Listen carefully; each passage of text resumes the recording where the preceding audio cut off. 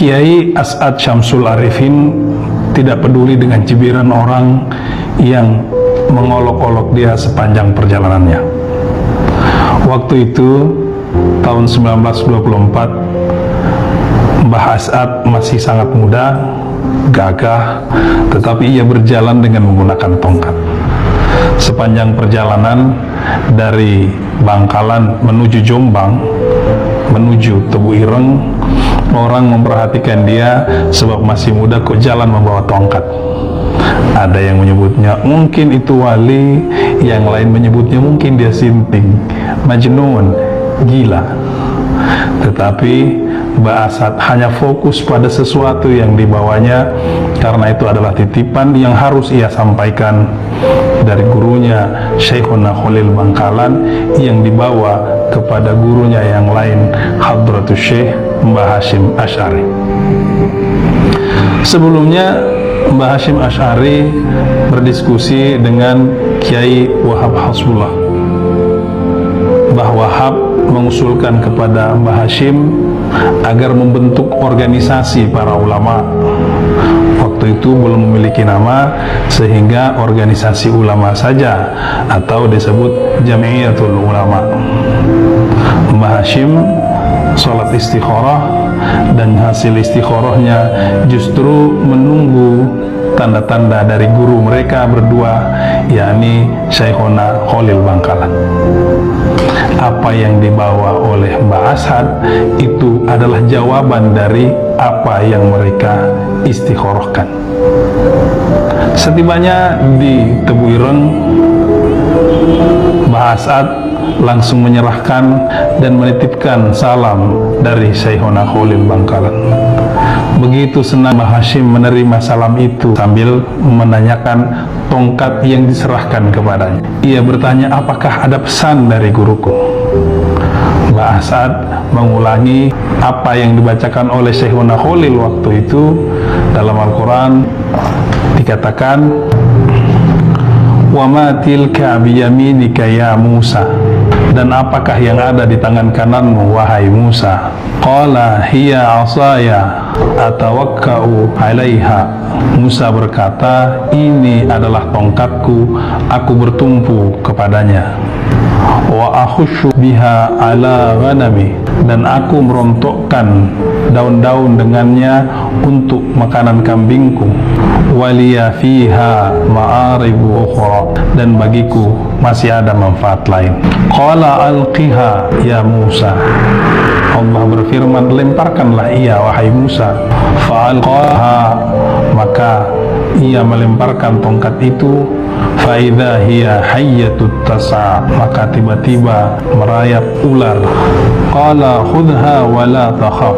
Allah berkata, peganglah dan jangan takut. Sanu'iduha siratahal ula, kami akan mengembalikan pada keadaannya yang semula. Mendengar pesan itu, bahwa tongkat tersebut digambarkan sebagaimana tongkat Nabi Musa, betapa senangnya Hadratus Syekh. Dia langsung menangis, alhamdulillah nah, terima kasih, saya tulus akan mendirikan Jamiyatul Ulama, saya tulus. Ia memahami itu adalah pesan dari gurunya, bahwa gurunya memberi restu. Beberapa bulan kemudian, Syekhuna Khalil kembali memerintahkan Mbah As'ad untuk membawa sesuatu lagi bagi Hadratus Syekh. Kali ini berupa tasbih yang dititipkan kepada Mbah As'ad. Tetapi karena begitu tasbihnya Mbah As'ad, dia tidak berani memegang tasbih tersebut, membuka pecinya dan menyerahkan kepalanya. Syekhuna Khalil Bangkalan paham, ia memasangkan tasbih tersebut lalu melepas Mbah As'ad pergi membawa tasbih tersebut ke Tebu Ireng. Sepanjang perjalanan ia tidak berani menyentuh tasbih itu, hanya tergantung di lehernya, sehingga orang-orang kembali melihatnya, bukannya dia orang yang gila kemarin itu. Dia lalu kembali disebut gila, masih muda tetapi berlagak menggunakan tasbih menurut mereka. Sebagian yang lain juga mengatakan memang mungkin dia seorang waliullah. Setibanya di sana, Hadratus Syekh Mbah Hasyim senang melihat kedatangan Mbah As'ad karena tahu ini juga kembali pesan dari gurunya. Lalu Mbah Hasyim bertanya, apa kali ini pesan guruku dengan tasbih ini? Mengulangi apa yang disampaikan oleh Syekhona. Di situ Mbah As'ad kembali membacakan sama seperti yang dibacakan Syekhona. Ya Jabbar, Ya Jabbar, Ya Jabbar, Ya Qahhar, Ya Qahhar, Ya Qahhar. Ini adalah asma-asma Allah yang menggambarkan keperkasaannya. Pesan beliau, siapa yang berani melawan organisasi ulama, Jamiyatul Ulama ketika itu, maka ia akan hancur. Dari kedua pesan ini, fahamlah Hadratus Syekh bahwa memang sudah mendapatkan restu membentuk Jamiyatul Ulama yang kemudian nanti dikenal sebagai Nahdlatul Ulama.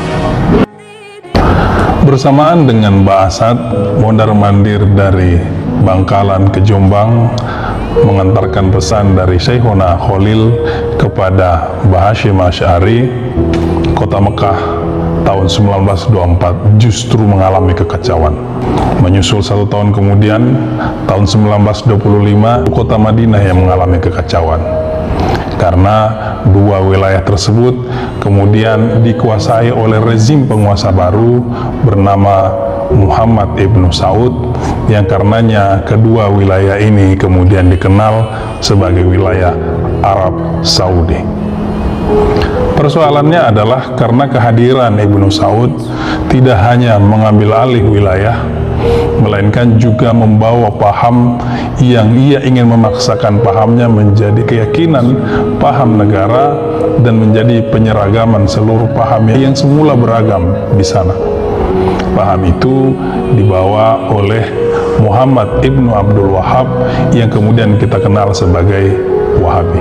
Umat Islam tidak bisa melakukan apa-apa, terutama ulama yang ada di sana.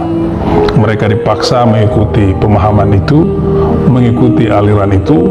Bahkan ulama-ulama dari berbagai negara pulang kembali ke negara masing-masing karena mereka tidak bisa melakukan apapun.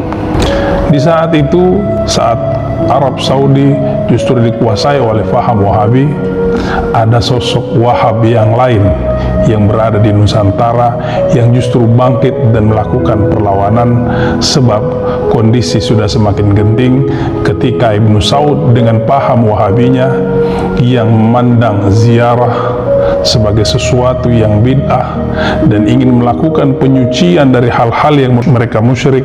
Sosok Wahab yang ada di Nusantara justru bergerak, dan dia tidak lain adalah panutan kita, Kiai Abdul Wahab Hasbullah, atau yang kita kenal sebagai Mbah Wahab. Mbah Wahab tentu saja tidak sendiri. Ia selalu meminta restu kepada Hadratus Syekh Mbah Hasyim Asy'ari dan dibantu dengan para ulama-ulama lainnya membentuk yang namanya Komite Hijaz. Komite Hijaz ini adalah organisasi satu-satunya yang menyuarakan kekhawatiran tentang digusurnya makam Rasulullah ketika itu, sebab banyak situs-situs bersejarah umat Islam lainnya sudah dihancurkan dengan alasan pembangunan dan untuk menghindari hal-hal yang dianggap musyrik, bid'ah versi Bani Saud dan Wahabi ketika itu.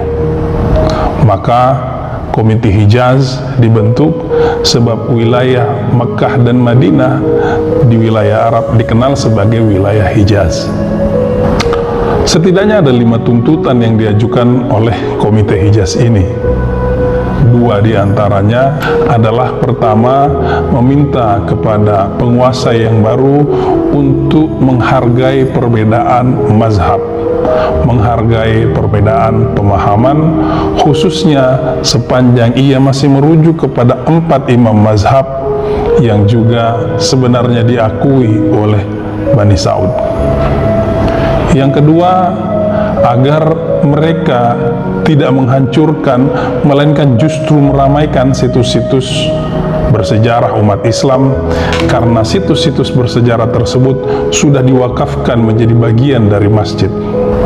Pada waktu itu para ulama mengutip dalam Al-Quran firman Allah, "Wa man azlamu," siapa yang paling zalim, "mimman mana'a masajid Allah," dibandingkan orang-orang yang melarang di masjid-masjid Allah, "ayyudhkara fiha ismuhu," untuk menyebut namanya, "wasa'a fi kharabiha," dan merobohkannya. Alasan ini yang juga digunakan kemudian oleh para ulama pada waktu itu untuk mengingatkan kepada penguasa Arab Saudi.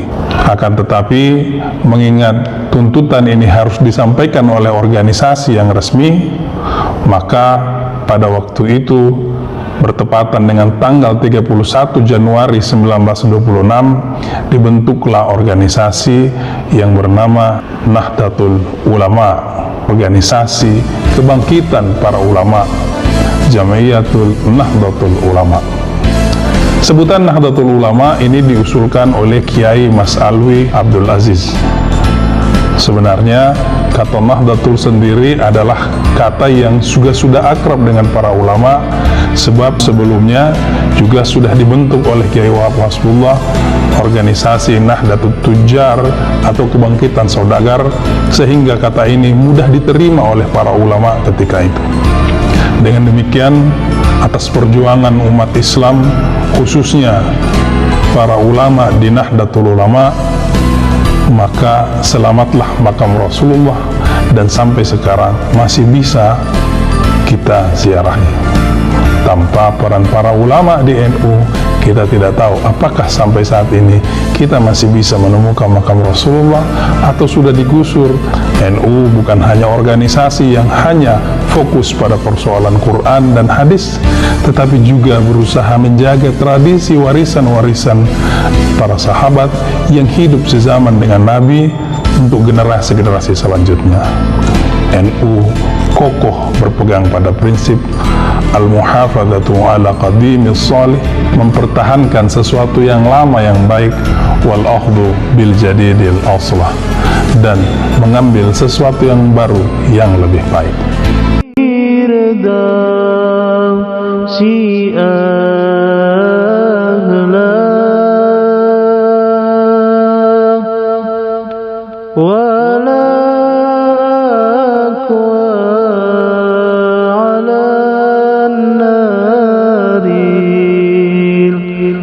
الجحيم